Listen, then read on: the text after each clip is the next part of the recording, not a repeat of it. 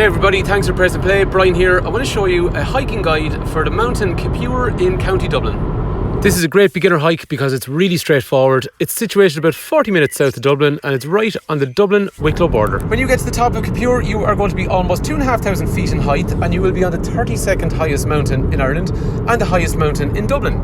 The mountain itself also has a over 400 foot TV mast on top, and that makes it really easy to spot.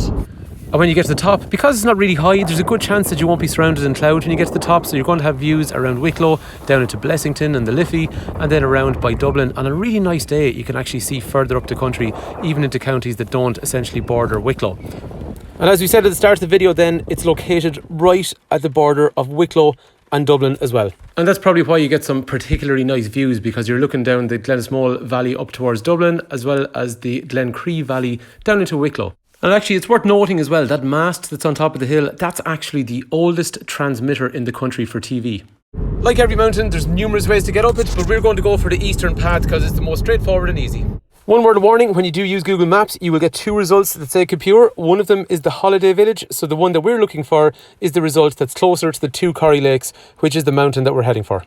To get to the start point then, there's going to be two ways we'll think about it. So if you're coming from the north or Dublin City, you're going to go for R115, which is Old Military Road, past the two Corrie Lakes, and eventually on the right hand side, you'll see a pretty obvious car park. When you park there, it is still in use, so make sure not to block the gate and make sure you secure your valuables, because there is theft in the area sometimes. And of course, that's not something that's unique to Kippure, because everywhere the cars are going to be parked, criminals are going to know that you're gone away from your car for quite some time. So bring as few valuables as possible, and anything you do bring that's valuable, bring it with you, and then you actually won't go wrong. And then for those of you that are coming from southern areas like the southeast, southwest, or just the south in general, you're going to look for the Sally Gap. The way I came from was from Kildare, so my approach was a more western, southwestern direction, but eventually I ended up at the Sally Gap. If you're not familiar, the Sally Gap is a four crossroads, but it's a pretty well-known one up in the Wicklow Mountains. When you get to the Sally Gap, you're going to be looking for R115 heading for Dublin, which is Old Military Road. So it's the same road that the people coming from the Dublin and the north would have used, except for you're coming from a different direction.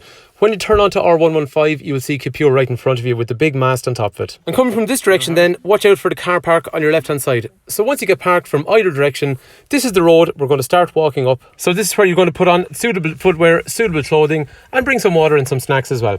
This is actually at a height of 1,709 feet. So when you get to the top, you will have ascended 775 feet from the car park itself. So depending on your level of fitness, it's going to take you probably somewhere in the region of about 45 minutes up to 60 minutes to get from the car park up to the top. In terms of the gradient, it starts off pretty average. It's not difficult at the start. You are constantly climbing, but nothing really too difficult. That means then for the first 20 or 30 minutes, it's pretty straightforward and you can enjoy the views around. I'm not saying it gets very hard at the end, but there is more of an effort required as you get closer to the summit. After about 10 minutes or so into it, one of the views you see to your right hand side is the Sugarloaf Mountain with its distinctive top. And looking around then, you can see some of the mountains like Juice and other parts of the Wicklow range. After about 15 or 20 minutes, there's a nice little flat section which will provide a welcome rest.